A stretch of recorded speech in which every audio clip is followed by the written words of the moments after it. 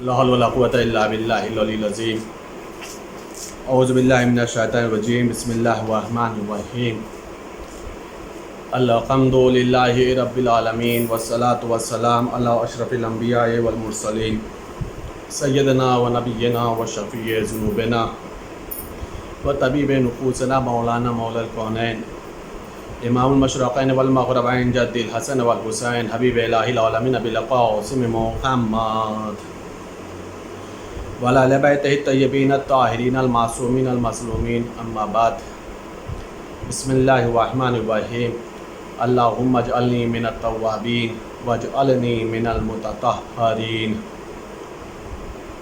عزیزان گرامی، محترم سامعین اکرام، روزے کے مسائل کو مکمل کر دینے کے بعد آج ہماری جو گفتگو ہوگی وہ طہارت اور نجاست کے سلسلے سے ہے۔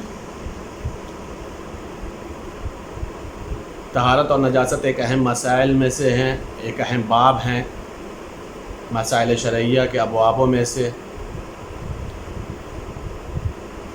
اس لیے کہ جتنا زیادہ انسان ہر اعتبار سے پاک و پاکیزہ ہوگا اسی اعتبار سے اس کی ہر چیز خالص اور اللہ کی قربت کا ذریعہ بنے گی۔ جب ہم طہارت اور نجاست کے سلسلے سے گفتگو کرتے ہیں، بات کرتے ہیں، تو ذہن میں صرف اور صرف باتیں وضو، غسل اور تیمم کے سلسلے سے آتی ہیں۔ اس کے علاوہ بھی بہت سارے مسائل ہیں جہاں پر تعلق طہارت اور نجاست سے متعلق ہوا کرتے ہیں۔ جسم کا پاک ہونا، لباس کا پاک ہونا، کھانے پینے کی چیزوں کا پاک ہونا، جہاں رہتے ہیں وہ گھر کا پاک صاف ہونا، ظاہر کا پاک ہونا، باطن کا پاک ہونا، قلب کا پاک ہونا، روح کا پاک ہونا، نفس کا پاک ہونا، جو ہمارا ذریعہ معاش ہے، جس کے ذریعے سے ہم روزی کماتے ہیں، رزق کماتے ہیں، وہ ذریعہ اور وسائل کا پاک و پاکیزہ ہونا، رزق حلال کا کمانا، پاکیزہ رزق اور روزی کا حاصل کرنا، یعنی یہ بہت سارے مسائل ہیں کہ جہاں پر نجاست اور طہارت، پاکیزگی اور ناپاکی کے مسائل آیا کرتے ہیں۔ مشہور و معروف جو مسائل ہیں وضو، غسل، تیمم کے سلسلے سے، میں ابھی ان کو نہیں پیش کر رہا ہوں۔ میں ان طہارت کے مسائل کے سلسلے سے اور اس کی اہمیت کے سلسلے سے ایک بات عرض کروں کہ طہارت اس قدر اہم مسئلہ ہے کہ قرآن کریم کے سلسلے سے بھی اللہ نے ارشاد فرمایا لا یمسہ الا المطہرون، اس کو کوئی مس نہیں کر سکتا سوائے اس کے کہ جو پاک و پاکیزہ لوگ ہیں، جو طاہر لوگ ہیں، وہی لوگ قرآن کریم کو مس کر سکتے ہیں۔ اس کا مطلب یہ ہے کہ قرآن کریم کا کمال یہ ہے کہ حالت نجاست میں قرآن کے قریب نہ جایا جائے، قرآن کو مس نہ کیا جائے، یہ قرآن کریم کا کمال ہے۔ اور ظاہر سی بات ہے جو لوگ قرآن کریم کو مس کر رہے ہیں، پڑھ رہے ہیں، تلاوت کر رہے ہیں، ان کا تلاوت کرنا، ان کا پڑھنا، اس کو سمجھنا اس بات کی دلیل ہے کہ وہ ہر اعتبار سے اپنے آپ کو پاک و پاکیزہ رکھے ہیں تاکہ قرآن کریم کے قریب جا سکیں۔ خانہ کعبہ کی بات آئے تو خداوند عالم نے جناب ابراہیم علیہ السلام سے بھی کہا تھا طہر بیتی، میرے گھر کو آپ پاک و پاکیزہ کریے، للطائفین والعاکفین والرکع السجود، طواف کرنے والوں کے لیے، رکوع کرنے والوں کے لیے، اعتکاف کرنے والوں کے لیے، سجدہ کرنے والے کے لیے۔ قرآن کریم کی بھی طہارت کا مسئلہ ہوا، خانہ کعبہ کی بھی طہارت کا مسئلہ ہوا، اہل بیت کی طہارت کے لیے اللہ نے آیت تطہیر کا اعلان کیا ہے۔ تو یہ اہمیت طہارت کے سلسلے سے مسائل ہیں عزیزان گرامی۔ اس چیز کو اگر ہم اپنے ذہن میں رکھیں گے تو سمجھ میں آئے گا طہارت کس قدر اہم ترین مسائل ہیں اور اس کا جاننا اور اس کا سمجھنا کتنا زیادہ ضروری ہے۔ اب مسئلہ یہ ہے کہ طہارت اور نجاست کا کوئی اصول ہوگا، کوئی قانون ہوگا۔ ایک کلی قانون یہ ہے طہارت کے سلسلے سے، ہر وہ چیز پاک ہے جب تک اس کی نجاست کا علم نہ ہو جائے۔ جب تک اس کی نجاست کا علم نہیں ہو جاتا ہے تب تک وہ چیز ہمارے لیے پاک و پاکیزہ ہے، ہمارے لیے طیب و طاہر ہے۔ کچھ اب گروہ ہیں جو نجیسیں کچھ گروہ وہ ہیں کہ جنہیں نجس نہیں شمار کیا گیا، کچھ قوم کو، مثلا اہل کتاب ہیں، اہل کتاب کو نجس نہیں گردانا گیا، یہودی، عیسائی اور مجوسی، یہ وہ افراد ہیں کہ جنہیں پاکیزہ گردانا گیا ہے، انہیں نجس نہیں شمار کیا گیا۔ یہ تین لوگ ہیں، یہودی، نصارہ اور مجوسی۔ یہ کب تک پاک ہیں؟ جب تک کوئی عارضی نجاست کا علم نہ ہو جائے کہ ان کے ساتھ لگی ہوئی ہے۔ اگر کسی عارضی نجاست کا علم ہو جائے گا تو پھر وہاں سے انسان کو کنارہ کشی اختیار کرنا ہوگا، انسان کو علیحدہ ہونا ہوگا۔ جب تک عارضی نجاست نہیں لگی ہے تو یہودی بھی پاک ہیں، اہل کتاب عیسائی بھی پاک ہیں اور مجوسی بھی پاک ہیں۔ قبل اس کے کہ میں مسائل کو اور آگے بڑھاؤں، اتنا پہلے بتا دوں کہ یہ جو میں مسائل بیان کر رہا ہوں، آیت اللہ سستانی مدظ اللہ علیہ کے جدید فقہی مسائل سے میں ان مسائلوں کو آپ لوگوں کے ہدیہ سماعت کر رہا ہوں۔ ان کی کتاب کے اندر یہ مسائل موجود ہیں۔ یہ تین گروہ کے نجاست کا مسئلہ نہیں ہے جب تک ان کے ساتھ عارضی نجاست لگ نہ جائے۔ اب مسئلہ یہ ہے کہ سکھ اہل کتاب نہیں ہے، لہٰذا وہ پاکیزہ بھی نہیں ہے، وہ پاک بھی نہیں ہے۔ بدھ مذہب والے، یہ لوگ بھی پاک و پاکیزہ شمار نہیں کیے جاتے ہیں۔ گروہ صرف اور صرف تین ہیں، یہودی ہیں، نصارہ ہیں اور مجوسی ہیں۔ کوئی بھی شے دوسری شے کو اس وقت تک نجس نہیں کرتی جب تک کہ اس میں سے کوئی ایک شے جو نجس ہو وہ گیلی ہو۔ جب تک اس کی نجاست پاکیزہ شے کی طرف سرایت نہ کرے تب تک وہ چیز دوسروں کو نجس نہیں کر سکتی۔ اگر دونوں چیزیں خشک ہیں، پاکیزہ ہیں، لیکن اگر ان دونوں میں سے ایک ہے جو نجس ہے یا گیلی ہے اور اس کا وہ دوسرے کی طرف منتقل ہو جا رہی ہے، کسی پاکیزہ شے کی طرف سرایت کر جا رہی ہے، تو وہ نجس شے جو گیلی تھی وہ پاکیزہ شے جو خشک تھی اسے وہ نجس کر دے گی۔ اگر ہمارا خشک ہاتھ کسی خشک نجس چیز کے اوپر لگ جائے تو پھر ہمارا ہاتھ نجس نہیں ہوگا۔ کیوں؟ اس لیے کہ ہمارا ہاتھ بھی خشک ہے، وہ شے بھی خشک ہے۔ لیکن اگر اس میں سے کوئی بھی چیز گیلی ہو، چاہے وہ ہاتھ یا وہ شے جو نجس ہے، تو ایسی حالت میں نجاست منتقل ہو جاتی ہے۔ کوئی بھی پانی جو لباس کے اوپر یا جسم کے اوپر گرے یا کوئی بھی ایسا مادہ بہنے والا، جب تک اس کی نجاست کا علم نہیں ہوئے تب تک وہ چاہے پاک ہے۔ مثال کے طور پر لباس کے اوپر کوئی چیز گر گئی، پانی گر گیا کہیں سے، جسم کے اوپر کہیں سے پانی گر گیا، جب تک اس کی نجاست کا علم نہیں ہے لباس بھی پاک ہے اور انسان کا جسم بھی پاک ہے۔ الکوہل کی تمام اشیاء، چاہے وہ لکڑی سے تیار کی گئی ہوں یا کسی اور شے سے تیار کی گئی ہوں، وہ پاکیزہ شمار کی گئی ہیں۔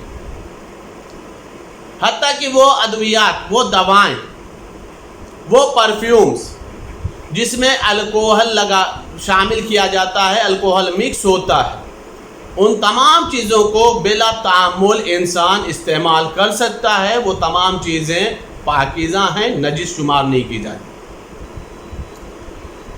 گھر کا کارپیٹ یا فرش اگر نجس ہو جائے تو اس کا پاک کرنا ضروری ہے۔ اب مسئلہ یہ ہے کہ گھر کا کارپیٹ اور فرش کو کیسے پاک کیا جائے۔ اگر وہ چیز نجس ہو جائے، وہ فرش پاک ہو نجس ہو جائے، فرش ہے یا کارپیٹ ہے، تو اسے کیسے پاک کیا جائے؟ اس کے پاک کرنے کا طریقہ یہ ہے کہ جہاں پر نجس شے گری ہے، جہاں پر وہ نجس چیز ہے، وہاں پر کسی برتن سے، لوٹے سے یا کسی پیالے سے اتنا زیادہ پانی گرایا جائے کہ وہ نجاست والا حصہ گھیرے میں آ جائے، پانی کے حلقے میں آ جائے، اور اس کے بعد وہ پانی کو کسی کپڑے کے ذریعے سے یا دبا کر کے نچوڑ کر کے اس پانی کو نکالا جائے، یا کسی برقی مشین یعنی الیکٹرانک مشین کے ذریعے سے اس کو سکھایا جائے۔ اگر ایسا کیا جاتا ہے تو وہ فرش اور کارپیٹ پاک ہو جاتا ہے۔ پانی کو اس نجیس جگہ پر ڈالنا ہوگا اور اس کے بعد اسے کپڑے کے ذریعے سے یا برقی مشین کے ذریعے سے نچوڑا جائے گا، اس کو سکھایا جائے گا، تو وہاں پر وہ چیز پاک ہو جائے گی، چاہے وہ کارپیٹ ہوگی یا فرش ہوگا۔ ہاں، احتیاط کی بنیاد پر یہ بتا دینا ضروری ہے کہ جو پانی نکالا جا رہا ہے دبا کر کے یا کپڑے کے ذریعے سے نچوڑ کر کے نکالا جا رہا ہے، وہ پانی نجس شمار ہوگا۔ عزیزان گرامی، یہ وہ نجاست اور طہارت کے مسائل ہیں کہ جن کے اوپر انسان کو کچھ مسائل اس میں مبتلا پہ ہیں۔ خاص طور سے یہ فرش وغیرہ جو گھر میں نجس ہو جاتا ہے تو اس کو کیسے پاک کیا جائے، یہ اکثر و بیشتر ذہن میں سوالات آتے ہیں، یا پھر انسان شک و شبہے میں پڑ جاتا ہے، پتہ نہیں یہ چیز پاک ہے یا نجس ہے، انسان کوئی فیصلہ نہیں لے پاتا۔ تو اس کے لیے کلی قانون یہ ہے کہ ہر وہ چیز پاک ہے کہ جب تک اس کی نجاست کا علم نہ ہو جائے انسان ان تمام چیزوں کو استعمال کر سکتا ہے۔ یہ جو ہمارے مسائل تھے وہ نجاست اور طہارت کے سلسلے سے گفتگو ہو رہی تھی۔ آج ہماری گفتگو قرآن کریم کے سلسلے سے، قرآن پیغام کے سلسلے سے، جس آیت مبارکہ کی تلاوت کرنا ہے اس کے اندر یہ سورہ آل عمران کی آیت مبارکہ ہے اور چوتھے پارے کی آیت مبارکہ۔ اس کے اندر خداوند عالم پیغمبر اکرم حضرت محمد مصطفیٰ صلی اللہ علیہ وآلہ وسلم کے مزاج کے سلسلے سے گفتگو کر رہا ہے، اور اس کے بعد خداوند عالم ایک اصول بتا رہا ہے کہ انسان کبھی بھی کوئی اہم کام کرے تو اس کو انسان کو فوراً اپنے سے فیصلہ نہیں لے لینا چاہیے، بلکہ انسان کو چاہیے کہ انسان مشورہ کر لے۔ آپس میں صلاح اور مشورہ کر کے اگر انسان کام کو انجام دیتا ہے تو وہ اس کام کے اندر ایک عقل کے ساتھ کئی عقلیں شامل ہو جاتی ہیں اور انسان کسی خاص نتیجے پہ پہنچ سکتا ہے۔ بسم اللہ الرحمن الرحیم۔ فَبِمَا رَحْمَةٍ مِّنَ اللَّهِ لِنْتَ لَهُمْ وَلَوْ كُنْتَ فَظًّا غَلِيظَ الْقَلْبِ لَانفَضُّوا مِنْ حَوْلِكَ فَاعْفُ عَنْهُمْ وَاسْتَغْفِرْ لَهُمْ وَشَاوِرْهُمْ فِي الْأَمْرِ فَإِذَا عَزَمْتَ فَتَوَكَّلْ عَلَى اللَّهِ إِنَّ اللَّهَ يُحِبُّ الْمُتَوَكِّلِينَ۔ ارشاد رب العزت ہو رہا، اور اگر تم ویسے ہی اے میرے پیغمبر، اے میرے رسول، خدا ہی کی رحمت کے سبب سے تم نے ان سے نرمی برتی، اور اگر تم سخت مزاج اور سخت دل ہوتے تو وہ تمہارے پاس سے جدا ہو جاتے، متفرق ہو جاتے۔ بس اب تم بھی ان سے درگزر کرو اور ان کے لیے دعائے مغفرت کرو اور ان سے معاملات میں مشورہ کر لیا کرو، اور جب تم کسی بات کا پختہ ارادہ کر لو تو اس وقت اللہ پر بھروسہ کرو، یقیناً اللہ بھروسہ کرنے والوں کو دوست رکھتا ہے۔ عزیزان گرامی، یہ سورہ آل عمران کی آیت مبارکہ ہے کہ جس کے اندر خداوند عالم نے پیغمبر کے مزاج کے سلسلے سے اور پیغمبر کو مشورہ کرنے کے سلسلے سے حکم دیا۔ در حقیقت پیغمبر تو اخلاق کے عظیم درجے پر پہلے سے فائز ہیں۔ اِنَّكَ لَعَلَىٰ خُلُقٍ عَظِيمٍ، اللہ نے قرآن میں ہی کہا ہے کہ میرے پیغمبر آپ اخلاق کے عظیم درجے پر فائز ہیں۔ اس کے بعد بھی خداوند عالم کہہ رہا ہے میرے پیغمبر آپ اگر سخت مزاج ہوتے تو یہ لوگ متفرق ہو جاتے، سخت دل ہوتے تو لوگ متفرق ہو جاتے۔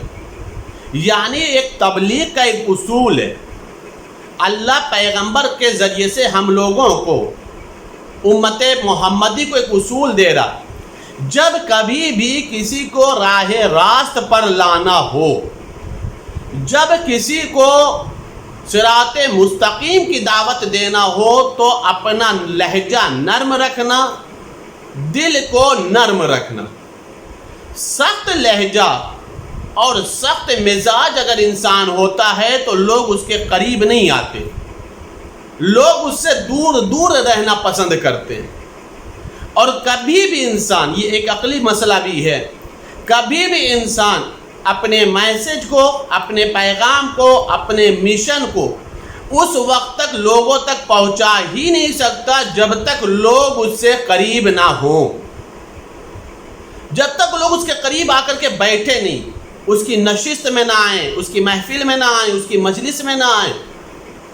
جب لوگ آتے ہیں، میسج سنتے ہیں، پیغامات سنتے ہیں، جب ان کی شیریں بیانی کو سنتے ہیں، تب جا کر کے لوگ ایک دوسرے سے قریب ہوتے ہیں اور وہی لہجہ ان کے قلب میں اترتا ہے، تو ممکن ہے کہ شاید سامنے والا صراط مستقیم پر آ جائے، شاید سامنے والا راہ راست پر آ جائے۔ یہ ہے مسئلہ ہدایت کے سلسلے سے، کہ ہدایت کا ایک اصول بتایا گیا ہے، ہدایت کا ایک طریقہ بتایا گیا ہے کہ تم اس انداز سے کلام کرو، اس انداز سے گفتگو کیا کرو، اس انداز سے اپنے قلب میں وسعت رکھو کہ لوگ تم سے جدا ہونا پسند نہ کریں بلکہ تمہارے قریب بیٹھنا پسند کریں، تم سے علیحدہ ہونا پسند نہ کریں، تم سے جدا ہونا پسند نہ کریں، بلکہ تمہاری قربت کو وہ عزیز رکھیں، تمہاری قربت کو وہ پسند رکھیں، تمہاری قربت سے وہ محبت کریں۔ ایک مسئلہ تو یہ ہو گیا، ایک پیغام تو یہ ہو گیا لوگوں کی طرف دعوت دینے کے لیے، لوگوں کے راہ راست پر لانے کے لیے کہ انسان کا مزاج قرآنی آیت کے مطابق کیسا ہونا چاہیے۔ یہ اللہ نے پیغمبر سے کہا ہے، لیکن در حقیقت یہ تمام مبلغین کے لیے یہ بات ہے، تمام مبلغین کے لیے یہ بات ہے کہ جو بھی لوگوں کو راہ راست پر لانا چاہتا ہے اس کا لہجہ شیریں ہونا چاہیے، سخت دل نہیں ہونا چاہیے، سخت مزاج نہیں ہونا چاہیے، اچھے انداز سے کلام کرو۔ دوسرا مسئلہ یہ ہے کہ اللہ کے رسول کو اللہ حکم دے رہا ہے کہ اب آپ ان لوگوں کو درگزر کر دیجئے، ان لوگوں کے حق میں مغفرت کی دعا کریے، اب آپ ان لوگوں سے بھی مشورہ لیا کریں۔ مشورہ کا بھی ایک اصول ہے عزیزان گرامی، مشورہ اللہ کے رسول کو ضرورت نہیں ہے، اللہ کے رسول کو مشورے کی ضرورت نہیں ہے، یہ جو اللہ حکم دے رہا ہے مسئلہ یہ ہے کہ لوگوں کے دل میں نیت کیا ہے، جب مشورہ لوگے تب وہ اجاگر ہوگا، تب وہ چیز ظاہر ہوگی۔ جب تک پیغمبر سامنے والے سے مشورہ نہیں مانگیں گے معلوم بھی نہیں پڑے گا کہ دل میں وہ کیا چھپا کے بیٹھا ہے، اس کا ارادہ کیا ہے، وہ کہنا کیا چاہتا ہے، وہ پیغمبر کے ساتھ ہے یا نہیں ہے، وہ پیغمبر کے مشن کا حصہ بننا چاہتا یا نہیں بننا چاہتا۔ یہ پیغمبر کو مشورے کی ضرورت نہیں ہے، بلکہ مشورہ لے کر کے سامنے والے کی نیت کو جاننا، سامنے والے کے ارادے کو جاننا ہے۔ جب مسئلہ عام لوگوں کا آتا ہے، عوام کا آتا ہے، تو عوام کے مشورے کے سلسلے سے مولا متقیان حضرت علی بن ابی طالب علیہ السلام نے ارشاد فرمایا ہے کہ جب بھی تم کوئی کام کرو تو فوراً ہی فیصلہ نہ لے لو، بلکہ تم اپنے اس کام میں لوگوں سے مشورہ لو، تمہارا مشورہ لینا اس کام میں لوگوں کی عقلیں شامل ہو جائیں گی، اب تم ایک صحیح نتیجے پر پہنچ سکتے ہو۔ ہر مہم میں، ہر اہم ترین کام میں عقل کا تقاضا یہی ہے کہ انسان کو چاہیے کہ مشورہ کرے۔ اب ایک اور اہم مسئلہ یہ ہے مشورے کے سلسلے سے، مشورہ لیں تو کس سے لیں؟ مشورہ لیں بھی تو کس سے لیں؟ دیکھیے یہ ایک اخلاقی گفتگو کر رہا ہوں، آیت ہی کے ذیل میں، معصوم کے اقوال کے ذیل میں گفتگو کر رہا ہوں۔ مشورہ کریں بھی تو کس سے کریں؟ اس لیے کہ صاف قلب تو بہت کم ملتا ہے، صاف قلب، پاکیزہ قلب تو بہت کم نظر آتا ہے۔ ہر ایک ہے جو دوسروں کے حسد میں جلا جا رہا ہے، حسد کی آگ سینوں میں بھڑک رہی ہے۔ مشورہ کریں تو کس سے کریں؟ اس لیے کہ اگر حاسدین سے مشورہ کیا تو ممکن ہے کہ بنتا ہوا کام بھی بگڑ جائے۔ ظاہر سی بات ہے جو حسد کر رہا ہے وہ ہمیں صحیح مشورہ تو نہیں دینے والا، صحیح راستہ تو نہیں بتانے والا، تو اب مشورہ کرا بھی جائے تو کس سے کیا جائے؟ دوسری اہم بات یہ ہے کہ ہم غیر معصوم ہیں، سامنے والے کے قلب کے ارادے کو ہم جانتے نہیں کہ وہ ہمارے بارے میں سوچتا کیا ہے، اس کے ہمارے بارے میں ارادہ کیا ہے، وہ ہمارے بارے میں کس طرح کا مزاج رکھتا ہے، ہم جانتے نہیں، ہمیں معلوم نہیں۔ تو اب مشورہ کریں تو کیسے کریں، کس سے کریں؟ قرآن کہہ رہا ہے کہ جب بھی کوئی کام ہو تو مشورہ کر لو۔ مشورہ کریں تو کس سے کریں؟ اس چیز کی طرف امام جعفر صادق علیہ السلام نے رہنمائی فرمائی۔ امام صادق علیہ السلام فرما رہے کہ جب بھی تمہیں کسی سے مشورہ کرنا ہو تو ہمیشہ اسی کو اپنا مشیر بناؤ جو خوف خدا رکھتا ہو، جو خوف پروردگار رکھتا ہو، جس کے دل میں اللہ کا ڈر ہوگا۔ اگر اس سے تم مشورہ لوگے تو تمہیں وہ صحیح مشورہ دے گا، تمہاری وہ صحیح ہدایت کرے گا، وہ تمہیں صحیح رہنمائی کرے گا۔ کیوں؟ اس لیے کہ اس کے دل میں خوف خدا ہے، اللہ کا ڈر ہے۔ عزیزان گرامی، ہر انسان بددیانتی کر سکتا ہے، ہر انسان غلط مشورہ دے سکتا ہے، لیکن جس کے دل میں خوف خدا ہوتا ہے وہ ہمیشہ اپنے لیے بھی اچھا سوچتا ہے، سامنے والے کے لیے بھی بھلا سوچتا ہے۔ سامنے والا جب مشورہ مانگتا ہے تو وہ مشورہ بھی صحیح دیتا ہے۔ عزیزان گرامی، ماہ مبارک رمضان میں ہم سب اللہ کی بارگاہ میں دعا کریں کہ خداوند عالم ہم سب کو قرآنی آیات پر عمل کرنے کی توفیقات عطا فرمائے، ہمارے قلوب کو پاک و پاکیزہ بنا دے۔ میرے معبود جتنے محرومین ہیں ان سب کو جوار معصومین میں جگہ عطا فرما۔ میرے معبود جتنے بیمار ہیں، خاص طور سے یہ وبائی مرض ہے، میرے معبود ان تمام وبائی مرضوں میں جو لوگ مبتلا ہیں سب کو شفا کلی اور صحت کامل عطا فرما۔ میرے معبود تجھے واسطہ ہے محمد والے محمد کا، ہم سب کی دینی اور دنیاوی حاجتوں کو شرف قبولیت عطا فرما۔ ہم سب کو حج بیت اللہ اور تمام اتباعات علیہ کی زیارت نصیب فرما۔ ہم سب کے اولادوں کو دامن قرآن، دامن اہل بیت، ولایت اہل بیت سے متمسک رکھ۔ تمام مومنین اور مومنات، تمام محبان اہل بیت کو طول عمر عطا فرما۔ ہمارے سروں پر المعلام رضی کرم کا سایہ دائم اور قائم رکھ۔ جنت البقیع کے روزوں کی تعمیرات کے اسباب مہیا فرما۔ امام زمان علیہ السلام کے زور میں تعجیل فرما۔ ہم سب کو ان کے اعوان و انصار میں شمار فرما۔ اللہم تقبل منا انک انت السمیع العلیم بحق محمد وآلہ الطاہرین۔ بسم اللہ الرحمن الرحیم۔ اللہم انی افتتح الثناء بحمدک وانت مسدد للصواب بمنک وایقنت انک انت ارحم الراحمین فی موضع العفو والرحمت واشد المعاقبین فی موضع النکال والنقمت واعظم المتجبرین فی موضع الکبریاء والعظمہ۔ اللہم اذنت لی فی دعائک و مسئلتک فاسمع یا سمیع مدحتی و اجب یا رحیم دعوتی واقل یا غفور اسرتی۔ فکم یا الہی من قربت قد فرجتها و حموم قد کشفتها و اسرت قد اقلتها و رحمت قد نشرتها و حلقت بلاء قد فککتها۔ الحمد للہ الذی لم یتخذ صاحبة ولا ولدا ولم یکن له شریک فی الملک ولم یکن له ولی من الذل وکبرہ تکبیرا۔ الحمد للہ بجمیع محامدہ کلها علی جمیع نعمہ کلها۔ الحمد للہ الذی لا مضاد له فی ملکہ ولا منازع له فی امرہ۔ الحمد للہ الذی لا شریک له فی خلقہ ولا شبیہ له فی عظمتہ۔ الحمد للہ الفاش فی الخلق امرہ وحمدہ ظاہر بالکرم مجدہ الباسط بالجود یداہ الذی لا تنقص خزائنہ ولا تزیدہ کثرۃ العطاء الا جودا وکرمہ انہ هو العزیز الوہاب۔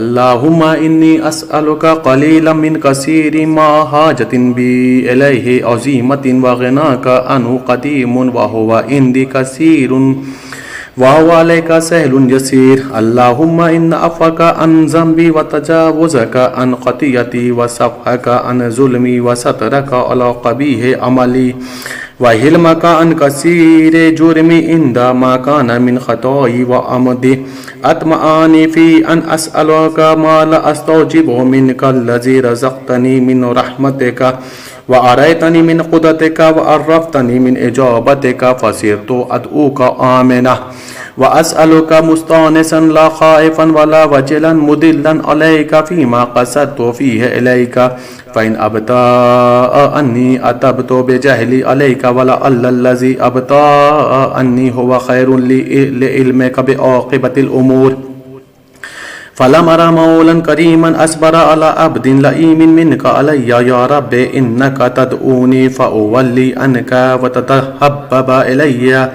فأتبغض إليك وتتودد إلي فلا أقبل منك كأن لي التطول عليك فلم يمنعك ذلك من الرحمة لي والإحسان إلي والتفضل علي بجودك وكرمك فارحم عبدك الجاهل وجد عليه بفضل إحسانك إنك جواد كريم.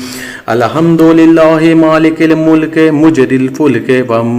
مجري الفلك مسخر الرياح فالق الإصباح ديان الدين رب العالمين. الحمد لله على حلمه بعد علمه والحمد لله على عفوه بعد قدرته والحمد لله على طول أناته في غضبه وهو قادر على ما يريد. الحمد لله خالق الخلق باسط الرزق فالق الإصباح ذي الجلال والإكرام والفضل والإنعام الذي بعد فلا يرى وقرب فشهد النجوى تبارك وتعالى. الحمد لله الذي ليس له منازع يعادله ولا شبيه يشاكله ولا زهير يعازده قهر بعزته الأعزاء وتواضع لعظمته العظماء فبلغ بقدرته ما يشاء.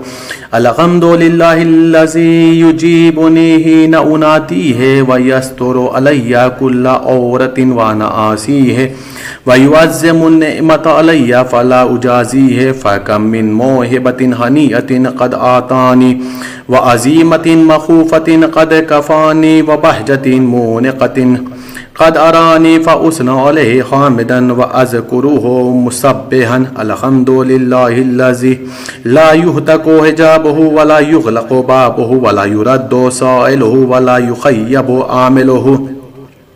الحمد لله الذي يؤمن الخائفين وينجي الصالحين ويرفع المستضعفين ويزاء المستكبرين ويهلك ملوكا ويستخلف آخرين. والحمد لله قاسم الجبارين مبير الظالمين مدرك الحاربين نقال الظالمين صريخ المستصرخين موضع حاجات الطالبين معتمد المؤمنين. الحمد لله الذي من خشيته ترعد السماء وسكانها وترجف الأرض وأمارها وتموج البحار ومن يسبح في غمراتها.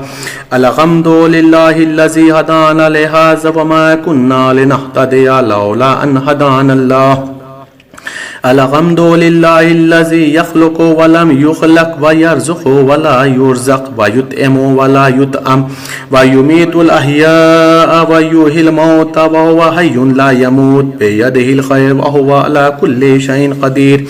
اللهم صل على محمد عبدك ورسولك وأمينك وصفيك وحبيبك وخيرتك من خلقك وحافظ سرك ومبلغ رسالاتك أفضل وأحسن وأجمل وأكمل وأزكى وأنمى وأطيب وأطهر وأسنى وأكثر ما صليت وباركت وترحمت وتحننت وسلمت على أحد من عبادك وأنبيائك ورسولك وصفوتك وأهل الكرامة عليك من خلقك. اللهم وصل على علي أمير المؤمنين ووصي رسول رب العالمين عبدك ووليك وأخي رسولك وحجتك على خلقك آياتك الكبرى ونبأ العظيم. وصل على الصديقة الطاهرة فاطمة سيدة النساء العالمين. وصل على سبط الرحمة وإمام الهدى الحسن والحسين سيد شباب أهل الجنة. وصل على أئمة المسلمين علي بن الحسين ومحمد بن علي وجعفر بن محمد وموسى بن جعفر وعلي بن موسى ومحمد بن علي وعلي بن محمد والحسن بن علي والخلف الهادي المهدي حججك على عبادك وأمنائك في بلادك صلاة كثيرة دائمة. اللهم وصل على ولي أمرك القائم المؤمل والعدل المنتظر وحفه بملائكتك المقربين وأيده بروح القدوس يا رب العالمين. اللهم اجعله الداعي إلى كتابك والقائم بدينك استخلفه في الأرض كما استخلفت الذين من قبله. مكن له دينه الذي ارتضيته له أبدله من بعد خوفه أمنا يعبدك لا يشرك بك شيئا. اللهم أعزه وأعزز به وانصره وانتصر به وانصره نصرا عزيزا وافتح له فتحا يسيرا واجعل له من لدنك سلطانا نصيرا. اللهم أظهر به دينك وسنة نبيك حتى لا يستخفي بشيء من الحق مخافة أحد من الخلق. اللهم إنا نرغب إليك في دولة كريمة تعز بها الإسلام وأهله وتذل بها النفاق وأهله وتجعلنا فيها من الدعاة إلى طاعتك والقادة إلى سبيلك وترزقنا بها كرامة الدنيا والآخرة. اللهم ما عرفتنا من الحق فحملناه وما قصرنا عنه فبلغناه. اللهم المم به شأسنا واشأب به صدعنا وارتق به فتقنا وكسر به قلتنا وعزز به ذلتنا واغن به عائلنا واقض به عن مغرمنا وجبر به فقرنا وسد به خلاتنا ويسر به أسرنا وبيئس به وجوهنا وفك به أسرنا وأنجه به طلبتنا وأنجز به مواعيدنا واستجب به دعوتنا وآتنا به سولنا وبلغنا به من الدنيا والآخرة أعمالنا وآتنا به فوق رغبتنا يا خير المسؤولين وأوصى الموتين. اشف به صدورنا وأذهب به غيظ قلوبنا واهدنا به لما اختلف فيه من الحق بإذنك إنك تهدي من تشاء إلى صراط مستقيم. وانصرنا به على عدوك وعدونا إله الحق آمين. اللهم إنا نشكو إليك فقد نبينا صلواتك عليه وآله وغيبة ولينا وكثرة عدونا وقلة عددنا وشدة الفتن بنا وتظاهر الزمان علينا فصل على محمد وآله. وإن على ذلك بفتح منك تؤجله وبزور تكشفه ونصر تعزه وسلطان حق تظهره ورحمة منك تجللناها وعافية منك تلبسونها برحمتك يا أرحم الراحمين. اللهم صل على